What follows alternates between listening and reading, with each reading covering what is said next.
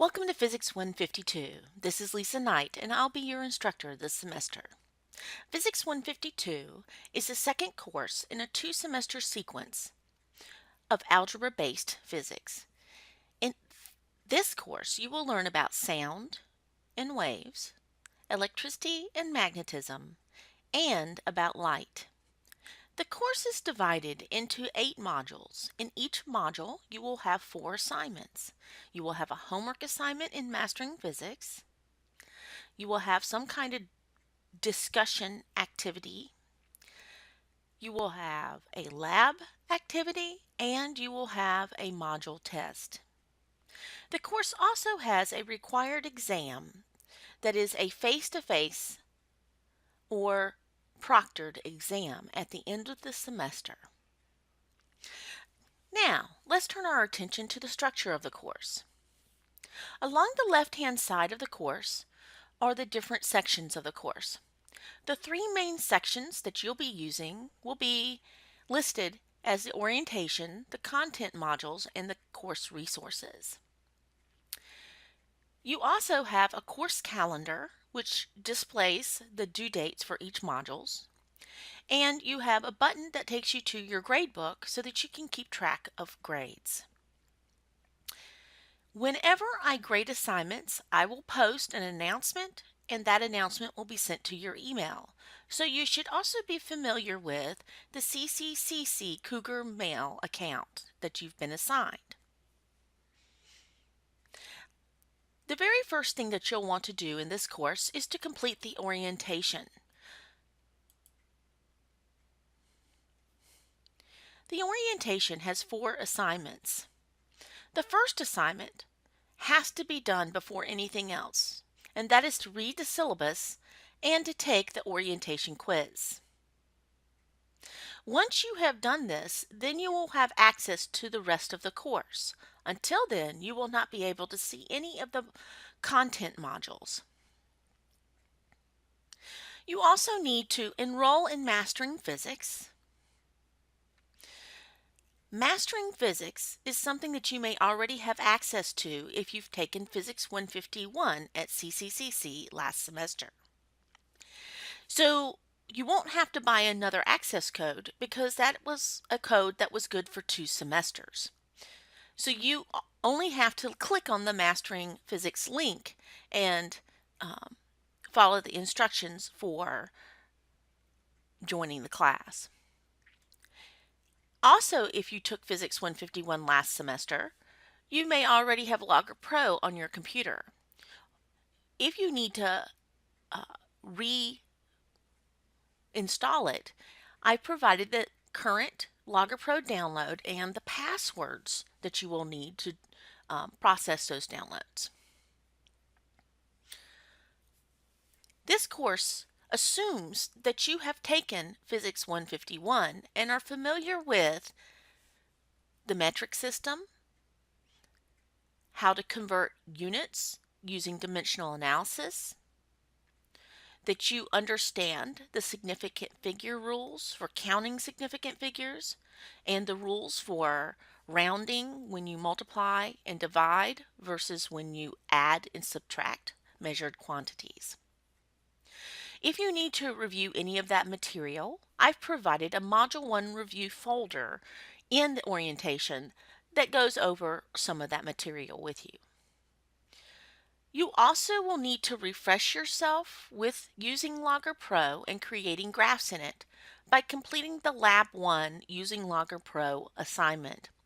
This will also review springs, because springs and vibrations are related to each other and will be a good foundation for Module 1 as well. When you are done completing the lab, then you will submit the graph that you make for it and answer the questions in the Lab 1 quiz. I do not need to have a copy of your answered Lab 1 worksheet. You just need to take the quiz and upload your graph to it. Once you have completed all of the orientation material the first week, then you need to go to Module 1. All of the content modules have the same structure. Module 1 is a great example. First of all, you see a title, and in that title, it tells you the due date. Remember, you can also find the due dates in the course calendar.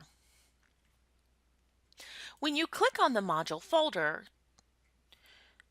the module will contain an introduction. It will state the learning objectives. These are the exact things that you need to be able to do after you've watched videos and read the chapter. It will tell you what to study, and it will tell you what you have to do for a grade. So in this module, you have a homework in Mastering Physics, you have a ranking activity, which is a discussion, you have the second lab, and you have the Module 1 test.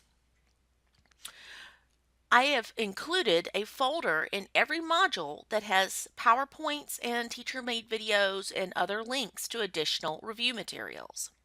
There is a link to Mastering Physics, and then the link to the discussion or group activity. The lab sheet is provided, and if the lab needs to be turned in via a quiz, the quiz will be provided, or some of the labs you will actually complete, save your work, and attach to an assignment link. And finally, to prepare for the module test, there will be practice problems that the test will come from. The answers are not included, but you do have access to the problems that are on the test so that you can prepare for the timed module test adequately. The last thing I want to go over is a section called Course Resources. This is where you will find all the information you need to complete assignments throughout the course. There is a section called Frequently Asked Questions, which answers common questions that I get every semester. There is a section on VoiceThread. VoiceThread is one of the main ways that we will be conducting discussions. So this is a link to the videos that give you tutorials on how to use VoiceThread. You also will have be asked to create animations or cartoons at various times for the discussion/projects, and the tools that you can use to do that are linked to here as well. And I think more importantly, we also have a free textbook called the OpenStax Physics Textbook that has videos that are linked to it. And these videos are awesome. They not only go over the content in a really understandable way, they break everything down, but they also show you how to solve problems. In addition, we have a link to the physics classroom and to SparkNote Physics to give you even more resources. I want you to feel like you can contact me anytime that you feel lost or you have a question about the class. Oftentimes in an online physics class, students can get overwhelmed quickly.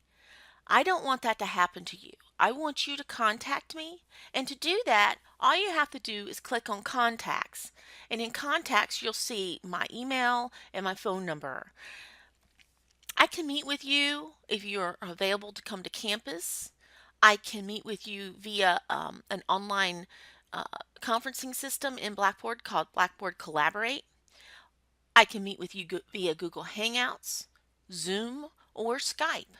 Whatever we need to do to make sure that you are getting the material and that you understand it, I am willing to do that for you.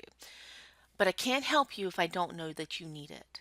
So please, please take time to